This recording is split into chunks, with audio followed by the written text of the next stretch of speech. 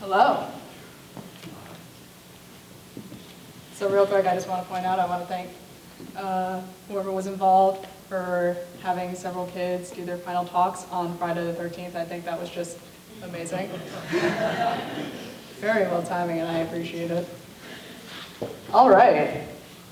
I did not equip these before coming on stage. Therefore, they will be equipped here.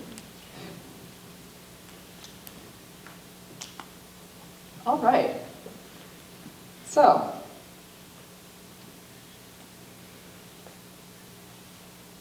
there are 50 states in the Union for now, and 23 of them have the same style of flag. That's 46% of the country. Now clearly, if there's so much copying each other's homework going on, this must be an exhilarant design. It's not. It is literally just the state seal or its coat of arms on a simple, like blue, white, spice it up maybe. Some states spice it up a bit, like yellow or green. It works, I guess.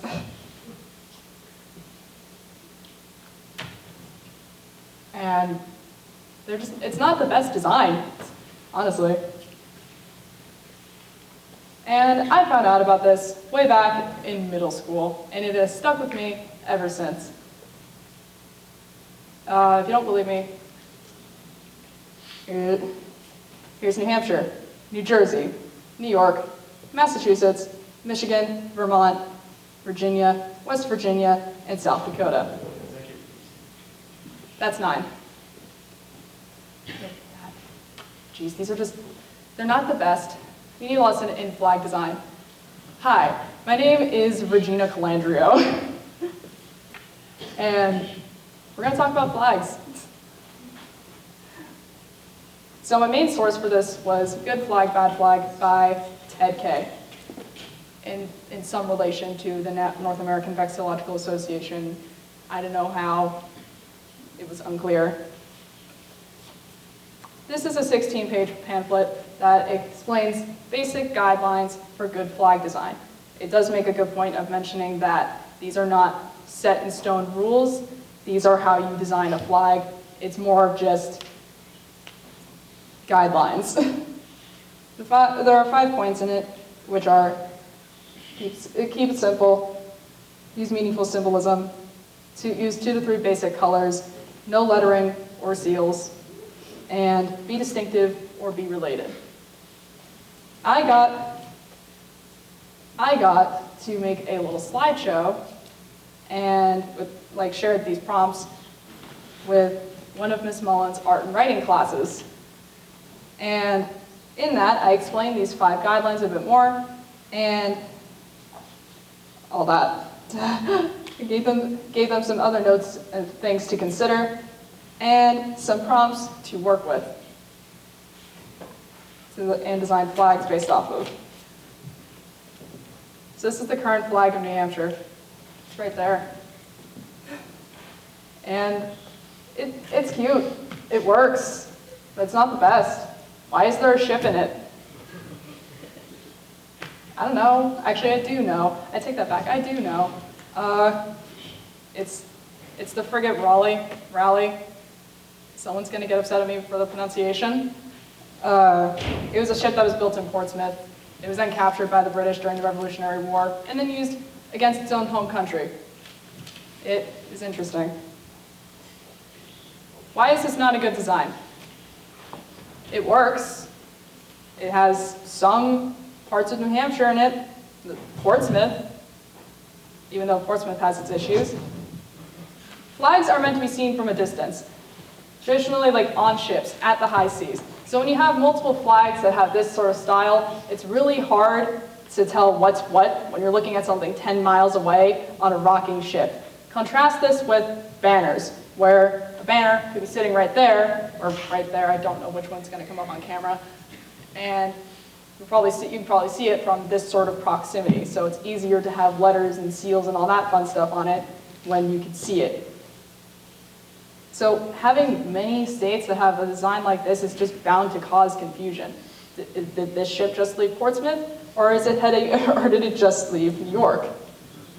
Who knows? So my initial attempts at redesign, or just for this project actually, I studied flag design, color theory, and meaning behind the current flag, which I elaborated on in a one-liner.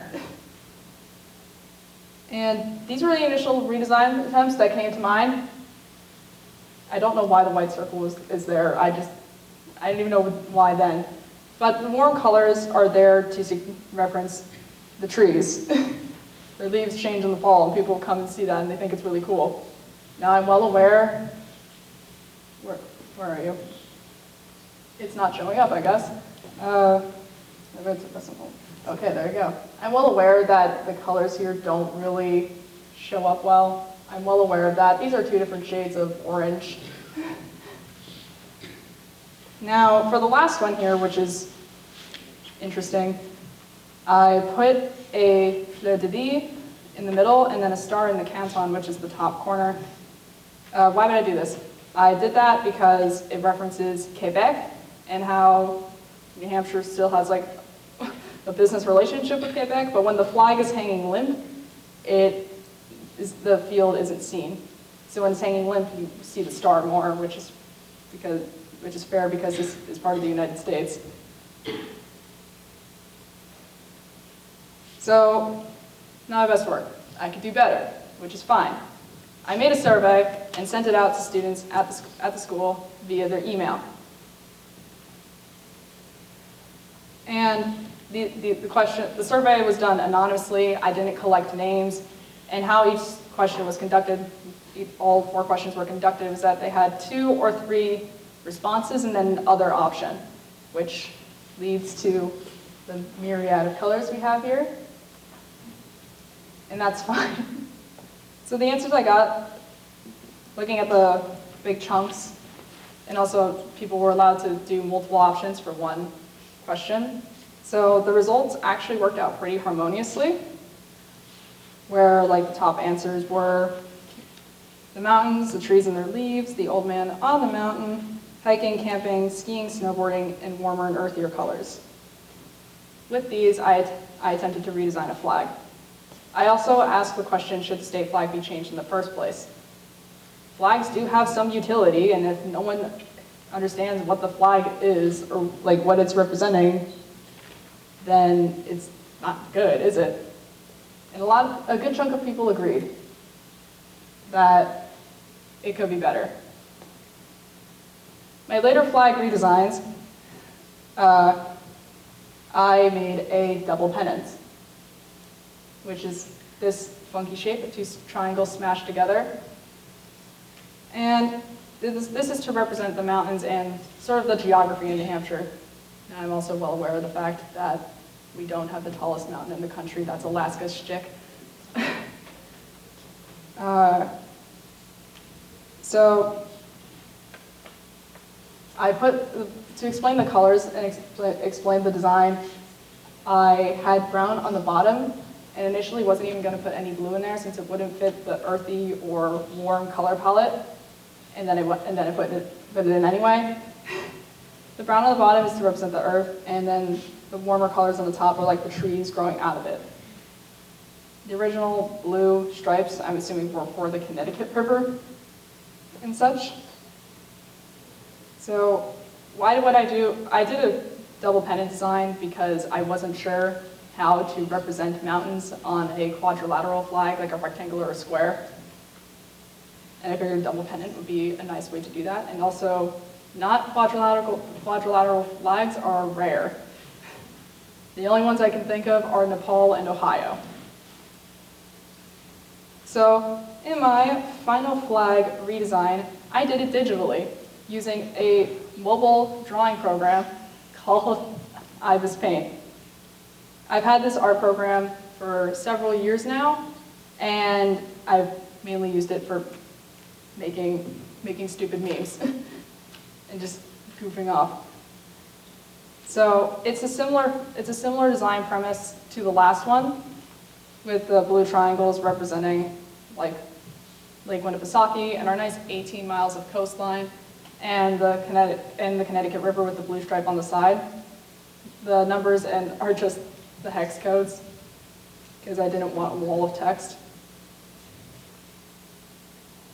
Now, I'm sure some of you may be thinking, why is this an important matter? I don't really pay attention to flags in my everyday life. So why would I devote several months of my time to this topic? Truth be told, I've had an on and off interest in flags for many years. If there was one thing that I learned in this project, minus the fact that South Dakota's flag says South Dakota on it twice,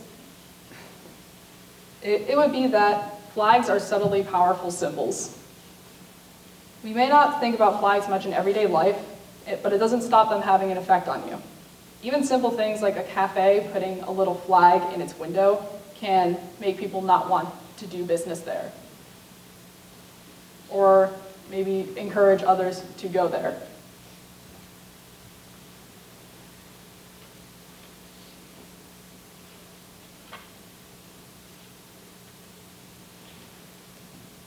So a couple of recent examples of what I'm referring to are like people's support for Hong Kong and Ukraine and their struggles for freedom.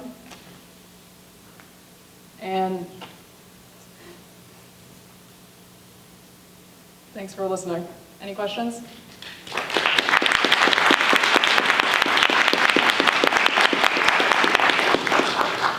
Mr. Sheehy? Great job. I was completely unaware of how generic our flag is and that we apparently copied a bunch of states. So thanks for bringing that to my attention. How do we actually change the flag? Do you know? Like, what if we really want to change it? Is there any way to do it? My thoughts going into this project was not necessarily to get this on a legislature, on Governor Sununu's desk. It was kind of just more of a what if sort of thing. That's what it would take, like an act of Congress, basically. Yeah, you know, kicking down Governor Sununu's door. Yeah, all right. I'm not encouraging anyone to do that.